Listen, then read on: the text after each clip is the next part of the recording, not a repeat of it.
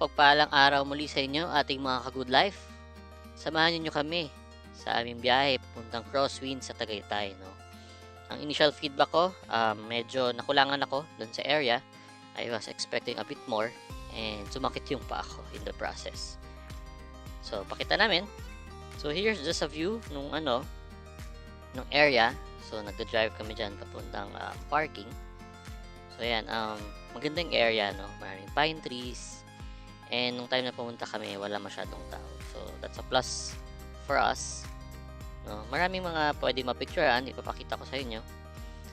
Pero ito, so ito yung entrance nila, Crosswinds sa Tagaytay. Bagong lahat.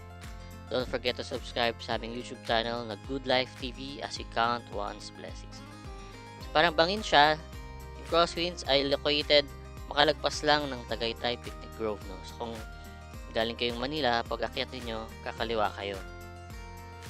Yung pakanan is usually yung sa Rotonda, yung Serene, and then yung Twin Lakes na yung dulo. So, kabilang side ito, no? So, nabanggit ko yung Twin Lakes kasi na-expect ko parang medyo ganun yung vibe niya, no? But sa other side, so ito yung Napa Restaurant. Puntahan natin yan later.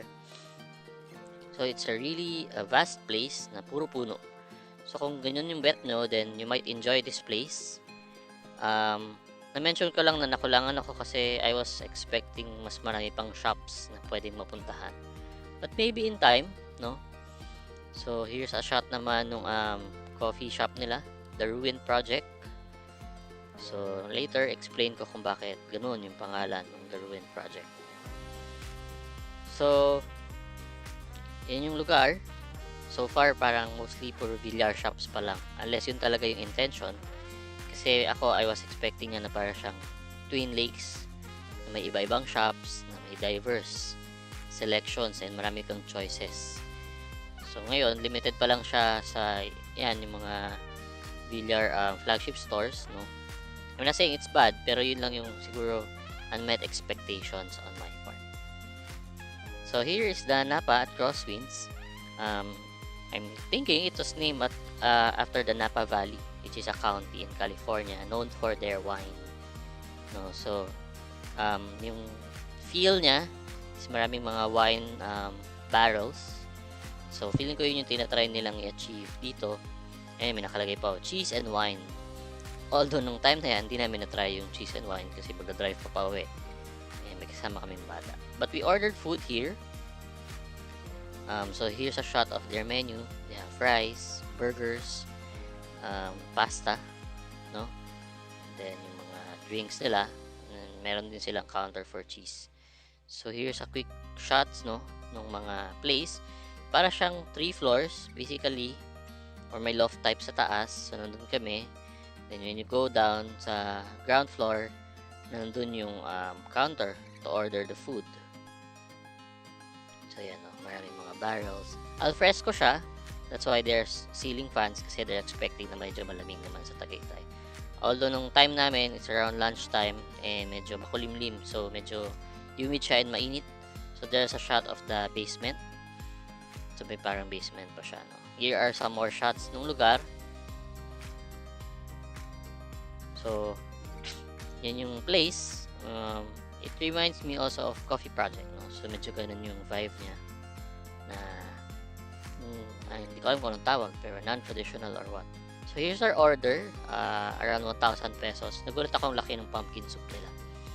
So that's a plus for them. Tapos yan, chicken Alfredo, and then this is shrimp and fries, no? Hindi ko lang masyadong bet yung pumpkin soup nila kasi may ginger. Here's a view from the outside.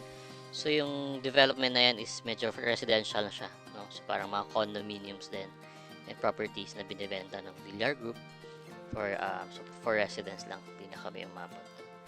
So here's a shot from the loft, from the top, no? Ayan yung counter nila. So maganda yung place. Sana lang medyo mas malamig, unless timing lang na makulimlim talaga yung inabutan namin. Kasi nga, usually naman yung Tagaytay, it's malamig, no?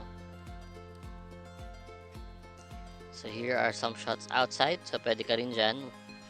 So baka mas malamig kung dyan ka kumain instead na sa loob.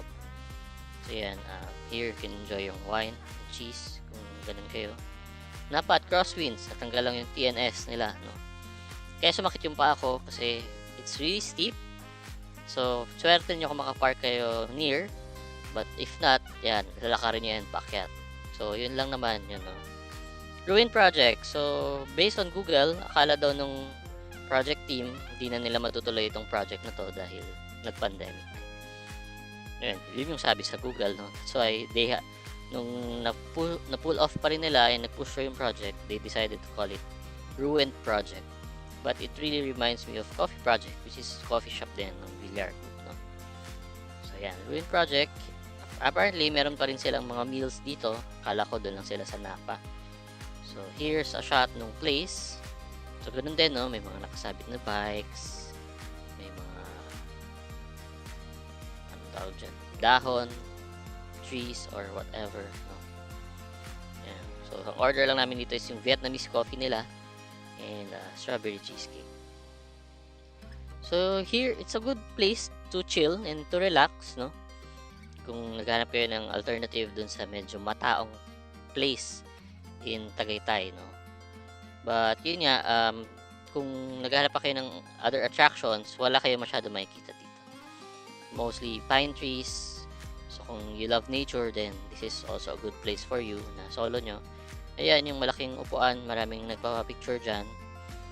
And then, here is Cafe Voila. So, yan, hindi na namin na-try. It's towards the exit, tsaka itong Andersen's. Hindi na namin siya na-try, pero more or less, parang it's more of the same kasi. Kaya, yun, ang feedback namin sa Crosswinds at Tagaytay. So, again, if you found this video helpful, please don't forget to subscribe to our YouTube channel, Good Life TV. And also, please don't forget to comment what your thoughts are sa Tagaytay Crosswinds, like, and share. Thank you!